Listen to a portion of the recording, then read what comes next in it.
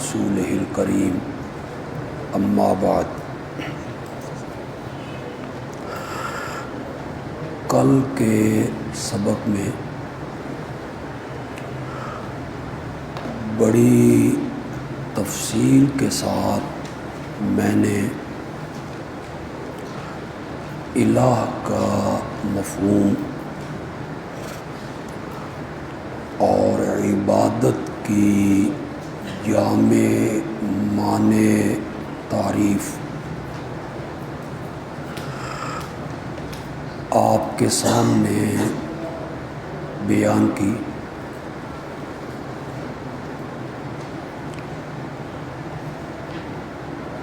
کہ دو صفتیں عالم الغیب ہونا اور مختار کل ہونا، یہ دو صفتیں الہ کی ہیں۔ الہ ہی میں پائی جاتی، جس میں یہ دو صفتیں یا دو میں سے ایک صفت کہ جس کو میں پکار رہا ہوں وہ میرے حالات سے واقف ہے، جس کے نام کی نظر و نیاز دے رہا ہوں وہ میرے حالات سے واقف ہے، نفع نقصان پہنچانے پر مختار ہے، قادر ہے۔ جس میں یہ دو صفتیں مان لی جائیں تو اسے الہ مان لیا، چاہے زبان سے اس کا اقرار کرے یا زبان سے اس کا اقرار نہ کرے۔ میں نے قرآن پاک کی بہت سی آیات آپ کے سامنے رکھی جن سے یہ واضح ہو رہا تھا کہ یہ دونوں صفتیں الہ کی ہیں۔ اللہ نے جہاں اپنی الوہیت کا ذکر کیا، جہاں اپنی معبودیت کا ذکر کیا، تو اللہ نے وہیں اپنی ان دو صفتوں کا یا دو میں سے ایک صفت کا ضرور ذکر کیا ہے۔ آیت الکرسی میں آپ دیکھیں، اللہ لا الہ الا ہو، یہ دعویٰ ہے۔ اس پر جو اللہ نے دلائل دیے ان میں سے ایک دلیل دی، لہو ما فی السماوات و ما فی الارض، زمین و آسمان کی ہر چیز میری ملک ہے، میرے اختیار میں ہے، میں ہی ان میں متصرف ہوں۔ پھر آگے جا کے دوسری صفت کا ذکر کیا، یعلم ما بین ایدیہم وما خلفہم، جانتا ہے جو کچھ مخلوق کے آگے ہے اور جو کچھ ان کے پیچھے ہے، یعنی ما کانا وما یکون، اس کا کلی اور محیط علم جو ہے وہ اللہ کے پاس ہے۔ اپنی الوہیت کا آیت الکرسی میں ذکر کیا تو اور صفات کے ساتھ اللہ نے اپنی انہی دو صفتوں کو ذکر کیا ہے۔ ایک اور جگہ ہم دیکھتے ہیں،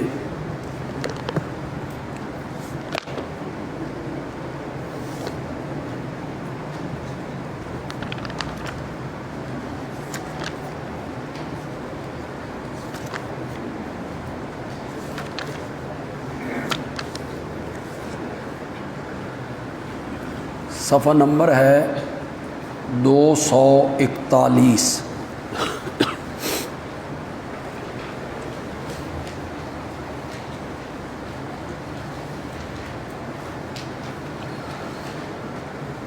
دو سو اکتالیس.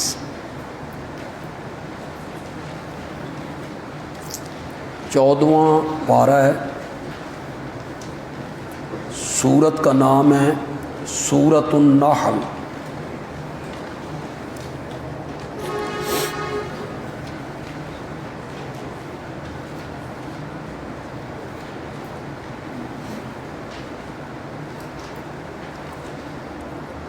سورۃ نحل کی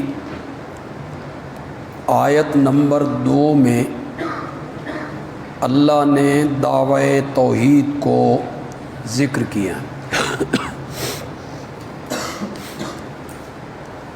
ينزل الملائکۃ بالروح. معنی کریں گے اتارتا رہا ہے. مرزائی مستقبل کا معنی کر لیتے ہیں اور اجرائے نبوت کی اس کو دلیل بنا لیتے ہیں کہ آگے بھی فرشتوں کو اتارے گا. یہ معنی نہیں ہے.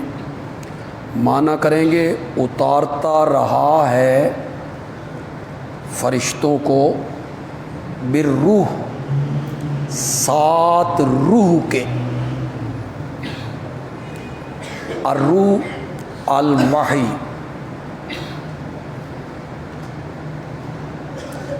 اپنے حکم سے اپنے بندوں میں سے جس پر چاہتا تھا. تو یہ وہی اللہ اتارتا رہا ہے. اسے روح قرار دیا. کیا ہے وہ روح؟ انذروا انہ لا الہ الا انا، کہ لوگوں کو آگاہ کرو. انذروا یا ڈراؤ، آگاہ کرو کہ میرے سوا الہ کوئی نہیں.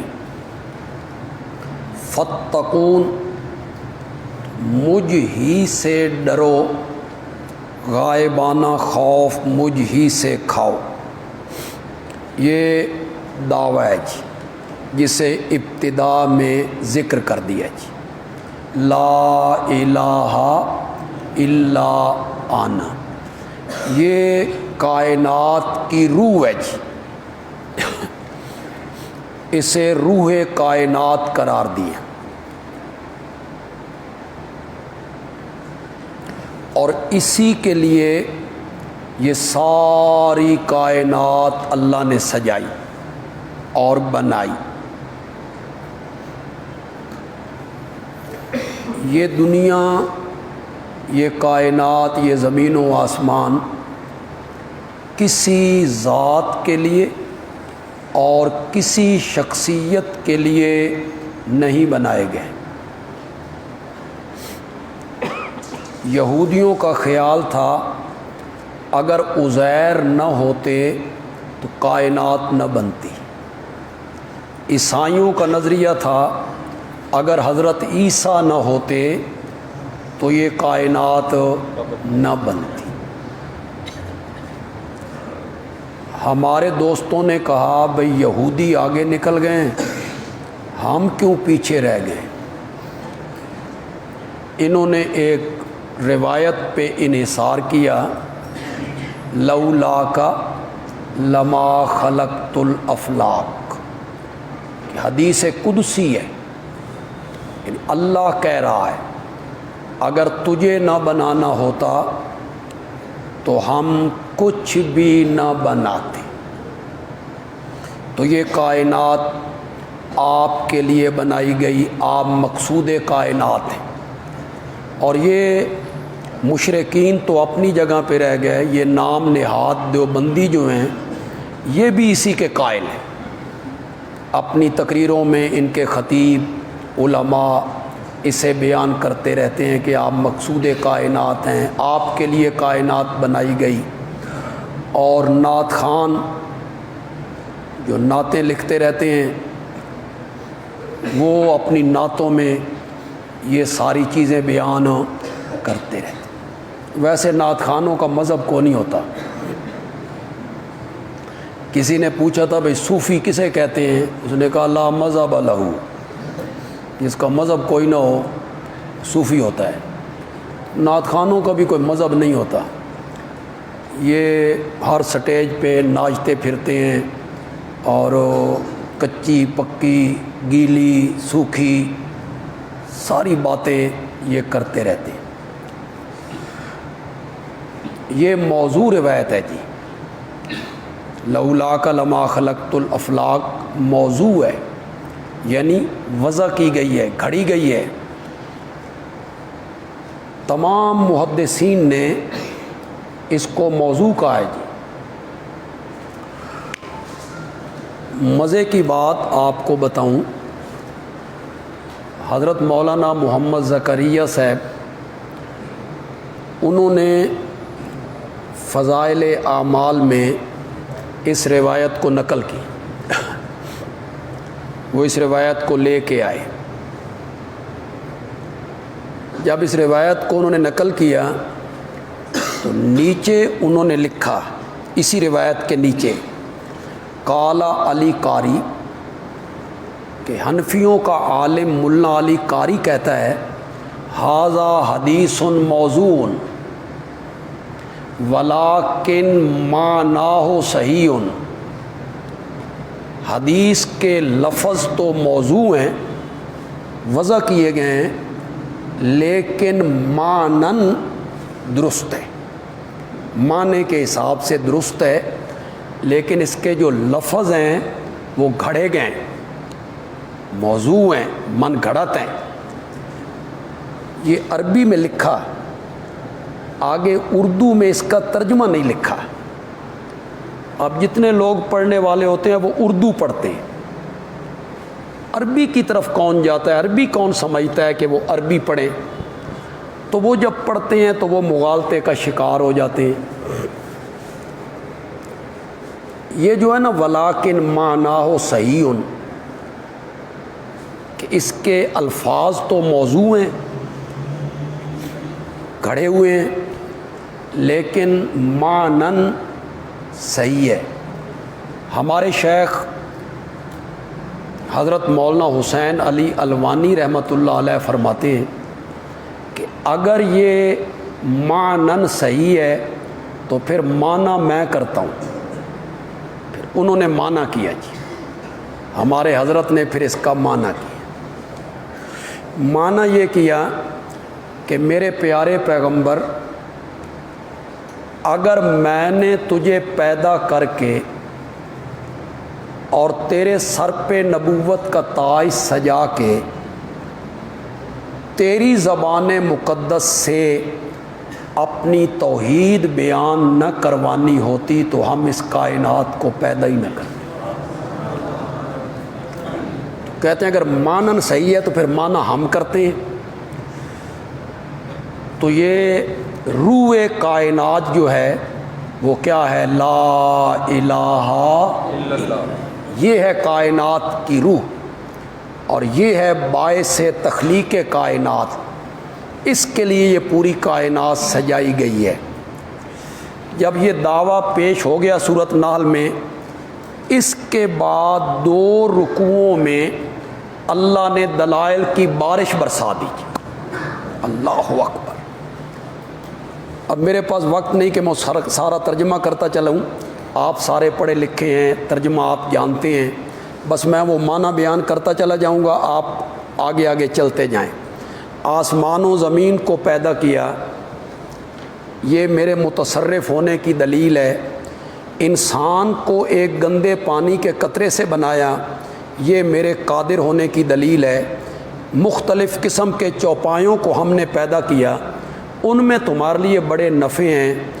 کچھ جانور ایسے ہیں جن کا گوشت تم کھاتے ہو، اور کچھ جانور ایسے ہیں جو تمہارا مال ادھر سے ادھر ادھر سے ادھر پہنچاتے ہیں اور تمہیں سہولت اور آرام ملتا ہے۔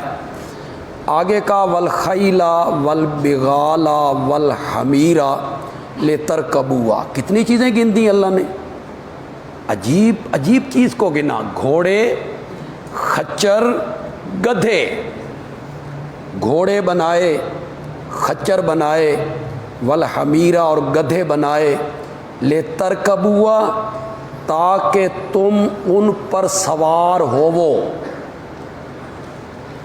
گھوڑا اس لیے نہیں بنایا کہ گھوڑے کو اپنے اوپر سوار کرو، گھوڑا اس لیے نہیں ہم نے بنایا کہ گھوڑے کو اپنے اوپر سوار کر لو، گھوڑا ہم نے اس لیے بنایا ہے کہ گھوڑے کے اوپر چڑھو، لترکبوہا وزینتاً، اور اس میں زینت بھی ہے، گھوڑے، خچر، اس میں تمہارے لیے زینت کا سامان بھی ہے۔ اسی نے اوپر سے پانی برسایا، اس میں سے تم پیتے بھی ہو، درختوں کو پلاتے بھی ہو۔ اسی پانی کے ذریعے اس نے کھیتی اگائی، زیتون، کھجور، انگور، ہر قسم کے پھل۔ رات اور دن کو تمہارے کام میں لگا دیا، مسخر کر دیا، سورج کو، چاند کو، ستاروں کو مسخر کر دیا۔ اسی نے زمین میں چیزیں پھیلائیں جن کے رنگ مختلف ہیں، وہی ہے جس نے سمندروں کو مسخر کیا تاکہ تم اس میں سے تازہ گوشت بھی کھاؤ، مچھلیاں، اور زیور بھی وہاں سے تم نکالو۔ پھر تم دیکھتے ہو کشتیوں کو، مواخر فیہ، جو پانی کو چیرتی ہوئی جا رہی ہیں، تاکہ تم اللہ کا فضل یعنی تجارت تلاش کرو، ادھر کا مال ادھر لے جاؤ اور ادھر کا مال کشتیوں کے ذریعے ادھر لے آؤ۔ زمین کو پانی پہ بچھایا، وہ ڈولنے لگی تو ہم نے اس پر پہاڑوں کی میخیں ٹھوک دیں، پھر اس میں ہم نے نہریں بنائیں، رستے بنائے، وعلامات، اور ہم نے جگہ جگہ پہ نشانیاں بنا دی، علامتیں بنا دی، علامتیں، وعلامات، یعنی کسی جگہ چھوٹی سی پہاڑی ہے، کسی جگہ کوئی درختوں کا جھنڈ ہے، کسی جگہ درختوں کا جھنڈ ہو گیا، کسی جگہ چھوٹی سی پہاڑی ہو گئی، یہ جگہ جگہ ہم نے علامتیں بنائی ہیں تاکہ تم راستہ بھول جاؤ اور کسی سے پوچھو تو سمجھانے میں آسانی ہو کہ سیدھے چلے جاؤ، آگے پہاڑی آ جائے گی، وہاں سے دائیں مڑ جانا، آگے جاؤ گے تو درختوں کا جھنڈ آ جائے گا، وہاں سے بائیں مڑ جانا۔ تو تمہیں راستہ دکھانے کے لیے ہم نے جگہ جگہ پہ نشانیاں بنا دیں۔ وَبِالنَّجْمِ هُمْ يَهْتَدُونَ، اور ستاروں کے ذریعے وہ راستہ پاتے ہیں۔ کشتیاں، بحری جہاز جو چلتے ہیں وہ ستاروں کی سیدھ میں چلتے ہیں۔ پہلے زمانے میں لوگ جب سڑکیں نہیں ہوتی تھیں تو سفر کرتے تھے، ستاروں کی رہنمائی میں وہ سفر کیا کرتے تھے۔ یہ سب کچھ بیان کرنے کے بعد اللہ کہتے ہیں افمن یخلق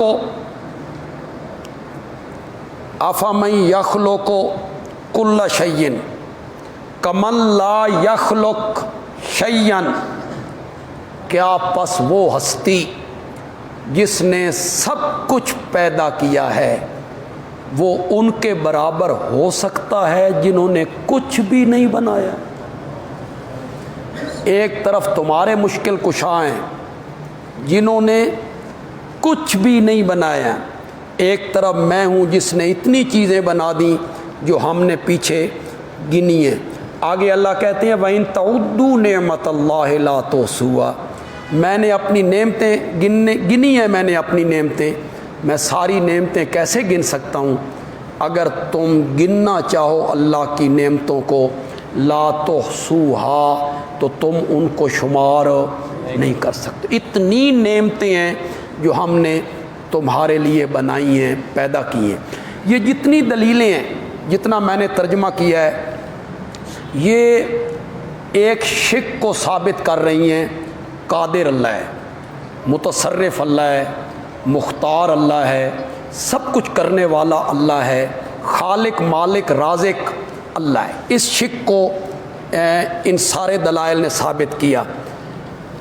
بڑا عجیب انداز ہے، اور اللہ تعالیٰ جب اپنی الوہیت کا ذکر کرتے ہیں، پھر مولانا حسین علی رحمۃ اللہ علیہ نے جس طرح اس کو سمجھا اور بیان کیا اور اس کی کنہ اور حقیقت تک پہنچے، تو وہ اپنی مثال آپ ہے۔ آگے اللہ کہتے ہیں واللہ یعلم ما تسرون وما تعلنون۔ یہ تو ہماری قدرت کی بات تھی، اب تمہیں اپنے علم کی بات بتائیں۔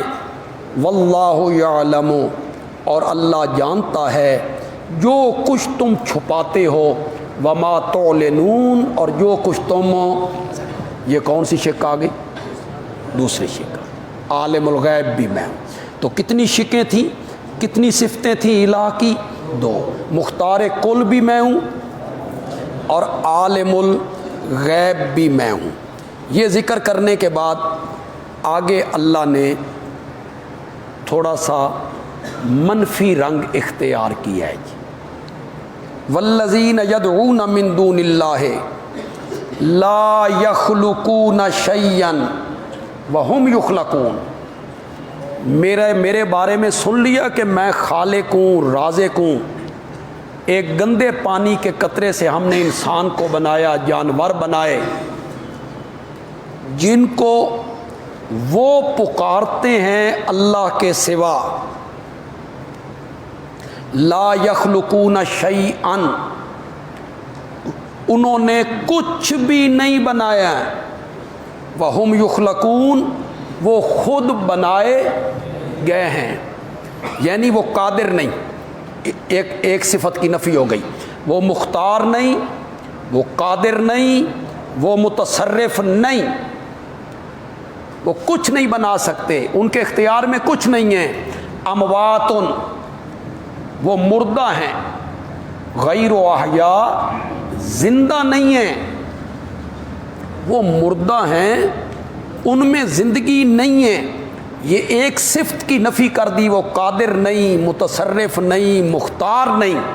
اب دوسری صفت کی نفی کرنی تھی نا، اللہ نے فرمایا وما یشعرون ایان یبعثون، ان کو تو اتنا بھی پتہ نہیں کہ وہ خود قبروں سے، تیرے حالات کو کیسے جانتے ہیں، تیری نظر و نیاز کو کیسے جانتے ہیں، تیری پکار کو کیسے جانتے ہیں، تیرے جھکنے کو کیسے جانتے ہیں، تیری عرضیاں لٹکانے کو کیسے جانتے ہیں، انہیں تو اپنے حالات کا بھی پتہ۔ وما یشعرون ایان یبعثون، اموات، مردہ ہیں، غیر احیاء، زندہ نہیں۔ دیکھیں، موت اور حیات دو متضاد چیزیں۔ موت نام کس کا ہے؟ زندگی کے ختم ہونے۔ موت اور حیات اکٹھے نہیں ہو سکتے، جیسے دن رات اکٹھے نہیں ہو سکتے، دھوپ اور چھاؤں اکٹھے نہیں ہو سکتے۔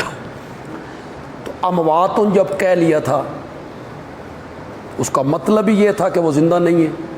اموات جو ہو گئے، مردہ جو ہو گئے، تو مردہ ہوتا ہی وہ ہے جو زندہ نہ ہو۔ لیکن اللہ نے اموات ان کے ساتھ غیر و احیاء بھی کہا۔ یہ غالباً اس لیے کہا کہ اللہ کو پتہ تھا بھئی لوگوں نے کہنا ہے ان کی موت اور ہے، ہماری موت فرق ہے جی۔ وہ نبی ہیں، ولی ہیں، شہید ہیں، نیک بندے ہیں، ان کی موت اور ہے اور ہماری موت اور ہے۔ اللہ نے فرمایا جیڑی موت مرضی مان لے، زندہ کوئی نے نہیں۔ اموات غیر احیاء، جیڑی موت تیری مرضی میں آتی ہے مان لے، لیکن میری یہ بات سن، غیر احیاء، وہ زندہ۔ کتنی واضح آیتیں ہیں، اور ان آیتوں کے مقابلے میں قصے، کہانیاں، روایتیں، بڑے بڑے لوگ، بڑے بڑے مفتی، بڑے بڑے محدث، بڑے بڑے شیخ الحدیث، کیا بریلوی، کیا دیوبندی، کہ وہ قبر پہ آئے اور انہوں نے کہا جی پہلے تو میں آپ کو سلام بھیجا کرتا تھا تو جواب آ جایا کرتا تھا، آج میں خود آیا ہوں، آج میں صرف جواب نہیں لینا، آج تو پھر آپ ہاتھ باہر نکالیں، مصافحہ کرنا ہے۔ پھر ہاتھ باہر نکلا، ان بزرگوں کے لیے ہاتھ باہر نکلا، 90,000 بندوں نے دیکھا۔ کتنے؟ نہ ایک بندہ گھٹ تے نہ ایک بندہ زیادہ، پورے 90,000۔ پتہ نہیں اس وقت یہ حساب کون کر رہا تھا، پورے 90,000 بندیاں ویکھے۔ 90,000 بندوں نے دیکھا کہ ہاتھ باہر نکلا اور ان بزرگوں نے اس ہاتھ کو تھاما۔ عجیب بات ہے، یہ ہاتھ سیدہ فاطمہ کے لیے نہیں نکلتا، جو کہتی ہیں صبت علیہ مصائب لو انہا صبت الایام سرنا لیالیا، رو رہی ہیں اپنے بابا کی جدائی میں، تو آپ نے ان کے سر پہ ہاتھ نہیں رکھا، بیٹا میں ہوں نا۔ یہ حضرت عائشہ کے لیے بھی نہیں نکلتا، حضرت حسین کے لیے بھی نہیں نکلتا، حضرت حسن کے لیے بھی نہیں نکلتا، صدیق اکبر کے لیے بھی نہیں نکلتا، کسی صحابی کے لیے بھی یہ ہاتھ باہر نہیں نکلتا۔ یہ سب جھوٹ ہے، گھڑی گئی ہیں یہ ساری باتیں، جن کا نہ سر نہ پیر نہ منہ نہ متھا، کچھ بھی نہیں ہے۔ قرآن جو کچھ کہہ رہا ہے وہی صحیح ہے، اموات، وہ مردہ ہیں، غیر و احیاء، زندہ نہیں ہیں۔ وما یشعرون ایان یبعثون، ما یشعرون ایان یبعثون نے ان لوگوں کے منہ کو بند کیا جو کہتے ہیں یہ بتوں کے بارے میں ہے۔ یہی کہنا تھا نا انہوں نے کہ یہ بتوں کے بارے میں ہے۔ اللہ کہتے ہیں وما یشعرون ایان یبعثون، انہیں تو اتنا بھی پتہ نہیں کہ وہ قبروں سے، بتوں کا حشر نشر ہونا ہے، بتوں نے اٹھنا ہے، بڑے آرام سے کہہ دیتے ہیں بتوں کے بارے میں۔ پھر مزے کی بات آپ دیکھیں کیسے لوگوں کو خراب کیا جاتا ہے۔ کہتے ہیں یہ مرزائیوں کی دلیل ہے، یہ اشاعتی جو ہے نا یہ مرزائیوں والے استدلال کرتے ہیں۔ مرزے نے یہ استدلال کیا تھا حضرت عیسیٰ کی موت پر، حضرت عیسیٰ کی بھی عبادت کی گئی، پکار کی گئی، تو اللہ تعالیٰ کہتے ہیں جن جن کو پکارا گیا امواتن، وہ مردہ ہیں، زندہ نہیں ہیں۔ تو مرزے نے استدلال کیا اس آیت سے حضرت عیسیٰ کی موت پر، تو وہ کہتے ہیں یہ تو مرزائیوں والی دلیل ہے جو تم نے پکڑ لی ہے۔ ہم نے کہا اللہ تمہیں توفیق دے اور اللہ تمہیں حق بات دیکھنے اور سمجھنے کی اللہ توفیق عطا فرمائے۔ حکیم الامت مولانا اشرف علی تھانوی رحمۃ اللہ علیہ کا بیان القرآن ہی پڑھ لیتے، چلو زیادہ کتابیں آپ نہیں پڑھ سکتے، وہ کہیں سے میسر نہیں ہیں آپ کو، تو شیخ الاسلام مولانا شبیر احمد عثمانی رحمۃ اللہ علیہ کی تفسیر ہی پڑھو، تفسیر عثمانی اٹھاؤ۔ حضرت تھانوی صاحب نے کیا لکھا ہے اس آیت پہ، پھر حضرت عثمانی نے کیا لکھا ہے، انہوں نے اس کو نقل کیا ہے، حضرت تھانوی نے کیا لکھا، دیکھیے حضرت تھانوی کیا لکھتے ہیں۔ حضرت تھانوی کہتے ہیں امواتن دوامن، ہمیشہ کے لیے اموات، جیسے بت جن میں کبھی زندگی تھی، امواتن دوامن، ہمیشہ کے لیے اموات، جیسے بت جن میں کبھی زندگی تھی نہیں، یا حالن، جیسے انبیاء اور اولیاء، حالن اس وقت جن پر موت آ چکی ہے، یا معالن، یا مستقبل کے لحاظ سے جس طرح عیسیٰ اور فرشتے، جس طرح عیسیٰ اور فرشتے کہ ایک دن انہوں نے بھی موت کا ذائقہ چکھا۔ یہ حضرت تھانوی نے لکھا، حضرت عثمانی نے لکھا امواتن دوامن حالن، یا معال کے حساب سے کہ ان پر بھی ایک دن موت ہو آئے گی۔ تمہیں اللہ توفیق دے اور ضد سے اللہ بچائے تمہیں۔ حضرت شاہ عبد القادر محدث دہلوی رحمۃ اللہ علیہ نے کیا لکھا ہے موضع القرآن میں؟ حضرت شاہ عبد القادر محدث دہلوی رحمۃ اللہ علیہ اموات غیر و احیاء پہ لکھتے ہیں شاید یہ ان کو فرمایا جو مرے ہوئے بزرگوں کو پوجتے ہیں، شاید یہ ان کو فرمایا جو مرے ہوئے بزرگوں کو پوجتے ہیں۔ جن جن کی پوجا کی گئی ان پہ موت آ چکی ہے یا ایک نہ ایک دن ان پر موت آئے گی۔ تو اللہ تعالیٰ نے نفی کی، جن کو تم پکارتے ہو وہ مختار بھی نہیں، قادر بھی نہیں، اور جن کو تم پکارتے ہو وہ عالم الغیب بھی نہیں، انہیں تو اپنے اٹھنے کا پتہ نہیں۔ وما یشعرون ایان یبعثون۔ پھر یہاں تک اللہ نے گفتگو کر کے، بحث کر کے، دلیلیں دے کے، منفی رجع اختیار کر کے، آخر میں آ کے اللہ نے کہا الہکم الہم۔ یہیں سے بات کو شروع کیا تھا، ان انذروا انہ لا الہ الا انا، یہیں سے بات کو شروع کیا، پھر دلائل دیتے دیتے یہیں پہ آ کے بات کو ختم کیا، الہکم الہم۔ ثابت یہ ہوا، نتیجہ یہ نکلا، ثمرہ یہ نکلا کہ تمہارا الہ صرف ایک الہ ہے، اس کے سوا الہ کوئی نہیں، اس لیے کہ قادر ہونا بھی اسی کی صفت ہے اور عالم الغیب ہونا بھی اسی کی صفت۔ اس پر میں کتنے حوالے آپ کو بتاتا چلا جاؤں، کچھ حوالے آپ لکھ لیں جی۔ سورۃ انعام آیت نمبر 1 سے لے کر آیت نمبر 19 تک،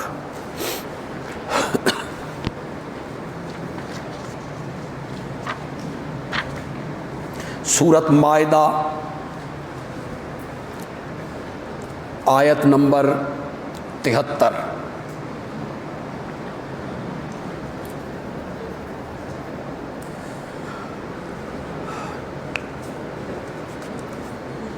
دیکھیں اب ہم نے سارے قرآن سے گزرنا ہے، آپ پڑھیں گے، سارے قرآن سے ہم گزریں گے، تو اگر آپ میں سے سارے اگر محنت کریں تو بڑی اچھی بات ہے، لیکن اگر سب کا ذوق نہ ہو اور آپ میں سے کوئی باذوق آدمی ہو، مستقبل میں جا کے کچھ بننا چاہتا ہو، تو وہ یہی زندگی ہے نا، بننے بگڑنے کی یہی زندگی۔ ابھی سے تجویز کرنا ہے نا کہ میں نے کچھ بننا ہے، یا علم ترى کیفا نال نمازیں پڑھانیاں جی، کسی کا یہ ہوتا ہے علم ترى کیفا سے نمازیں پڑھانیاں، تو پھر کچھ نہ کریں، پھر علم ترى کیفا سے نمازیں پڑھاتے رہیں۔ لیکن اگر کچھ بننا ہے، یعنی اچھا خطیب بننا ہے، اچھا مدرس بننا ہے، اچھا مصنف بننا ہے، اچھا محقق بننا ہے، مناظر بننا ہے، تو پھر ایک کام کریں، قرآن سے آپ گزر رہے ہیں، جس جس جگہ پہ اللہ کی الوہیت کے ذکر کے ساتھ یہ دونوں صفتیں یا ان میں سے ایک صفت آ رہی ہے، اس کو نوٹ کرتے چلے جائیں، نوٹ کرتے چلے جائیں۔ 50 آیتیں بنتی ہیں، 100 بنتی ہیں، 80 بنتی ہیں، اس کو آپ جمع کر سکتے ہیں، اس پر آپ ایک کتاب تصنیف کر سکتے ہیں۔ الہ کے لیے 2 شرطوں کا، 2 صفتوں کا ہونا ضروری ہے، اس پر آپ ان آیتوں کو پیش کر سکتے ہیں، اس پر تبصرہ بھی آپ کر سکتے ہیں۔ تو یہ تھوڑی سی محنت کریں۔ دیکھیں ماں کے پیٹ سے پڑھ کے کوئی نہیں آتا، ماں کے پیٹ سے پڑھ کے آتا ہے کوئی؟ یہ جو آپ کے اساتذہ ہیں، یہاں آپ درس نظامی پڑھتے ہیں، وہ شیوخ الحدیث ہیں، مفتی ہیں، عالم ہیں، مدرس ہیں، ماں کے پیٹ سے پڑھ کے آئے، محنت کی ہے، محنت کی، اچھے مدرس بن گئے، تو یار ہوم رجال و نحن رجال، وہ بھی انسان ہیں اور ہم بھی انسان، اس فارمولے پر کیوں نہیں آتے آپ؟ ہوم رجال و نحن رجال، وہ بھی انسان ہیں، میں بھی انسان ہوں، وہ کچھ بن سکتے ہیں، میں کیوں نہیں بن سکتا؟ حضرت قاضی شمس الدین رحمۃ اللہ علیہ جو میرے حدیث کے استاد تھے، جن کا میں نے پہلے تذکرہ کیا، جب حدیث پہ بحث کرتے تھے آپ یہ سن کے، جو آپ میں سے دور حدیث پڑھ کے آئے ہیں طالب علم، وہ سن کے حیران ہو جائیں گے. ترمذی صرف 20 منٹ میں پڑھاتے تھے، صرف 20 منٹ میں. ترمذی 4 کتابیں انہوں نے ہمیں پڑھائیں، خود پڑھائیں. بخاری، ابو داؤد، ترمذی، مسلم کی پہلی جلد، بس 3.5 ہوئیاں، 4 بھی پوریاں یہ انہوں نے پڑھائیاں. اور پورے 4 کتابوں پہ جو وقت صرف ہوتا تھا وہ 1 گھنٹہ 40 منٹ، چاروں کتابوں. اب جو دورہ حدیث پڑھنے والے طالب علم ہوتے ہیں انہوں نے صحیح معنی چ دورہ پہ ہوتا، کہتے ہیں نا دورہ حدیث، ان کو دورہ پڑا ہوا ہوتا ہے بیچاروں کو. مغرب کے بعد پڑھائی، عصر کے بعد پڑھائی، عشاء کے بعد پڑھائی، آخر میں کیا ہوتا ہے 17 صفحے پڑھی جا رہی. تبرک پڑھو بھائی. اس میں استاد کا کیا کام ہے؟ استاد یوں بیٹھے، وہ پڑھے حدثنا فلاں قال حدثنا فلاں قال حدثنا فلاں، حدیث ختم کی، استاد نے کہا چلو آگے چلو، چلو جی استاد بیٹھے. یہ ہمارے ہاں یہ ہوتا ہے کہ لمبی تقریریں ہوتی ہیں، شروع میں وقت ضائع کیا جاتا ہے، لمبی لمبی تقریریں کی جاتی ہیں. تو حضرت قاضی صاحب جب گفتگو کرتے تھے تو فرماتے تھے اللہ اکبر، کیا بات ہے علم کی. ابن حجر یوں کہتا ہے، ابن منیر نے یہ کہا ہے، عینی نے یہ لکھا ہے، حضرت انور شاہ کشمیری یوں کہتے تھے اور میں یوں کہتا ہوں. مزہ آیا نا ابن حجر کے مقابلے میں اپنا قول پیش کرنا؟ آسان ہے.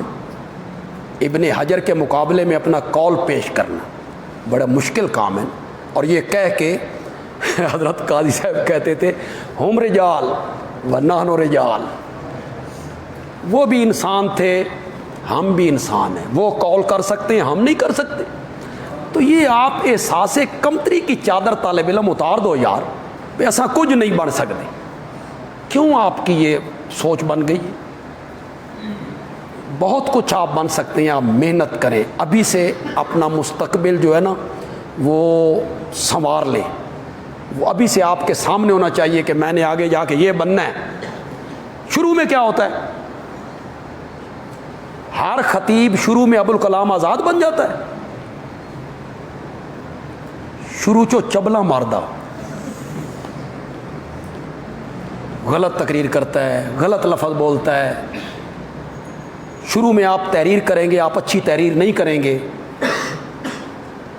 وہ ٹوٹی ہوئی ہوگی، اس میں تسلسل نہیں ہوگا، لفظ صحیح نہیں ہوں گے. پھر آہستہ آہستہ آپ محنت کریں گے، اللہ تعالیٰ مدد کریں گے، پھر آپ لکھنا شروع کریں. میں اپنی شروع کی تحریریں پڑھتا ہوں، یعنی جو آج سے کوئی 30-35 سال پہلے میں نے لکھی، تو میں پڑھ کے ہنستا رہتا ہوں اور میں سوچتے رہتا ہوں بھی یہ چبلا میں لکھی ہیں، یہ میں نے لکھی ہیں. یہ میں حیران ہوتا ہوں کہ یہ میں نے کیا لکھا ہے، یہ لفظ یہاں کیا لکھنا تھا. اور اب آپ سن کے حیران ہوں گے بھئی دنیا کا ہر لکھنے والا پہلے رف لکھتا ہے، رف لکھا، اس کو سنوارا، صحیح کیا، پھر اصل کاغذ پہ اتارا. میں نے آج تک کبھی رف نہیں لکھا، کبھی میں نے رف نہیں لکھا. میں شروع میں ہی اصل کاغذ پہ لکھتا ہوں، شروع میں ہی اصل کاغذ پہ لکھتا ہوں، اس سے میرا وقت بچ جاتا ہے، میں رف لکھتا ہی نہیں. تو میرے کہنے کا مقصد یہ ہے کہ آپ بھی محنت کریں یار. خطیب تو میں نہیں کہتا کہ آپ اچھے خطیب بن سکتے ہیں کہ یہ خدا داد ہے. خطابت جو ہے نا یہ خدا داد ہے، یہ ہر بندے کے بس کی بات نہیں ہے. میرے بڑے چچا سے کسی نے پوچھا تھا اچھا خطیب کون سا ہوتا ہے؟ انہوں نے کہا جڑا وڈا بے حیا ہوئے. اب جو شرم کرتا رہے گا اس نے کیا تقریر کرنی؟ حیا میں مارا جائے گا تو کیا تقریر کرنی اس؟ تو خطابت ایک خدا داد فن ہے، اس کو جلا ملتی ہے مطالعے سے. محنت کرے، مطالعہ کرے تو اس کو جلا مل جائے. لیکن آپ محنت کریں تو اچھے مدرس تو بنتے ہیں نا، آپ محنت کریں تو اچھے مناظر تو بنتے ہیں نا، آپ محنت کریں تو اچھے مصنف تو آپ بنتے ہیں نا. تھوڑی سی کوشش کیا کرو، محنت کیا کرو تھوڑی سی. آپ پورے قرآن سے گزر رہے ہیں، ان چیزوں کو جمع کر لو یار. یہ ساری آیتیں جمع کر لو جس میں الہ کی 2 صفتوں کا ذکر ہے. جہاں اللہ نے نفی کی ہے، غیر اللہ کی پکار کی نفی، اور انہی 2 صفتوں کے ساتھ نفی کی ہے کہ چونکہ یہ 2 صفتیں ان میں نہیں لہذا وہ معبود نہیں. انہیں بھی جمع کر لیں، منفی ہیں انہیں بھی جمع کر لیں. بشریت انبیاء پہ آیتیں آئیں انہیں جمع کر لیں، علم غیب کی آیتیں جمع کر لیں، مختار کل کی جمع کر لیں، وسیلے پہ جو کوئی گفتگو ہے پکار جمع کر لیں. ہمارے مشرکین مبتدئین جو ہیں یہ تبیانا لکل شیء، تفصیلا لکل شیء، تو اس پر وہ نبی پاک کا علم غیب ثابت کر لیتے ہیں. تبیانا لکل پہ پھر بہت زور لگاتے ہیں، لکل شیء. وہ کہتے ہیں یہ کل استغراقی ہے، کل ہر چیز، ہر چیز. تو وہ یہ ان کا نظریہ ہے. آپ سارے قرآن سے گزریں گے، وہ سارے کل اکٹھے کر لو یار، جس میں سب چیزیں شامل نہیں ہوتی، چند چیزوں پہ کل کا اطلاق ہو گیا ہے، وہ آپ اکٹھی کر سکتے ہیں. آپ تو گزر رہے ہیں، آپ کے پاس ایک ذخیرہ اکٹھا ہو جائے گا کہ لفظ کل آیا ہے اور یہاں سے ہر چیز مراد نہیں.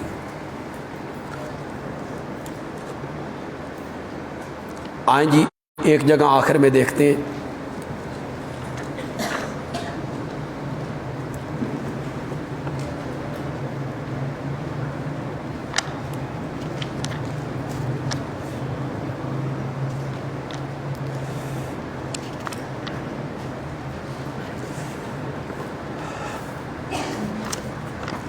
صفحہ نمبر ہے 342. 342 یہ سورت نمل ہے، 19واں پارہ ہے جی. دیکھ لیں 300 ہے کہ 200 ہے.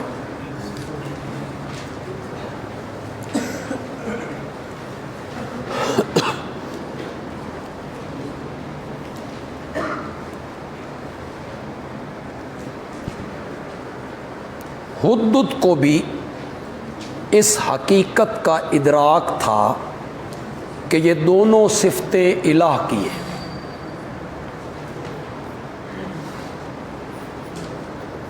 حدت کو بھی یہ ادراک تھا. حضرت سلیمان کے دربار سے غائب ہو گیا، انہوں نے حاضری لگائی، فرمایا مالی لا اری الحدد. یہ سورت نمل کی آیت نمبر 20. مجھے کیا ہو گیا ہے، میں حدت کو نہیں دیکھ رہا. ام کان من الغائبین، یا حدت بھی ان چیزوں میں سے ہو گیا ہے جو پہلے ہی مجھ سے غائب ہیں. نفی ہو رہی ہے حاضر ناظر ہونے کی اور حضرت سلیمان کے عالم الغیب ہونے کی. جو حاضر ناظر ہوتا ہے وہ یہی کہتا ہے کہ مجھے حدود نظر نہیں آ رہا.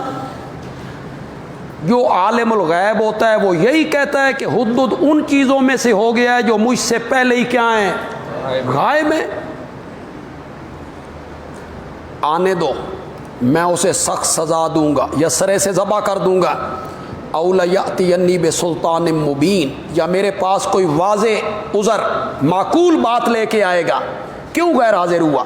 فمکث غیر بعید، تھوڑی دیر گزری حدود آ گیا. حضرت سلیمان غصے میں ہیں، ناراض ہیں. حدود کہتا ہے احط بما لم تحط به علمت ما لم تعلم. مفسرین نے معنی کیا علمت ما لم تعلم، میں وہ چیز معلوم کر کے آیا ہوں جس کا آپ کو بھی پتہ کوئی نہیں. حدت کی بات اللہ کو اتنی پسند آئی کہ قرآن کے صفحات میں جگہ دے دی. احط بما لم تحط به. میں معلوم کر کے آیا ہوں وہ بات جس کا آپ کو بھی پتہ کوئی نہیں.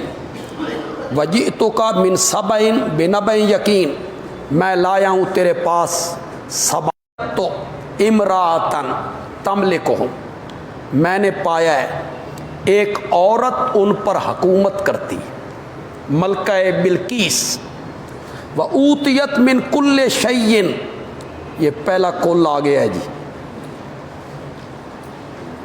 وَأُوتِيَتْ مِن كُلِّ شَيْءٍ، مشرکین کو یہ سنانا چاہیے، مبتدئین کو. اسے ہر چیز دی گئی ہے، ملکہ بلقیس کو نا ہر چیز دی گئی ہے، مردانہ خصوصیات بھی، نبوت بھی، حضرت سلیمان کی بادشاہی بھی، حضرت سلیمان کا تخت بھی.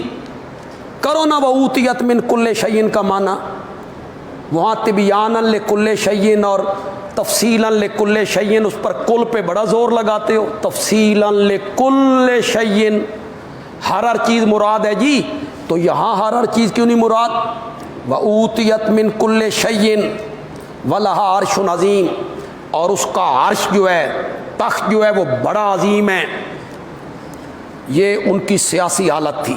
مذہبی حالت کا ذکر کیا. وَجَدتُّهَا وَقَوْمَهَا يَسْجُدُونَ لِلشَّمْسِ مِن دُونِ، نے ان کے اعمال کو فَصَدَّهُمْ عَنِ السَّبِيلِ، پھر شیطان نے ان کو سیدھے رستے سے روک لیا، بند کر دیا، وہ ہدایت یافتہ نہیں ہیں.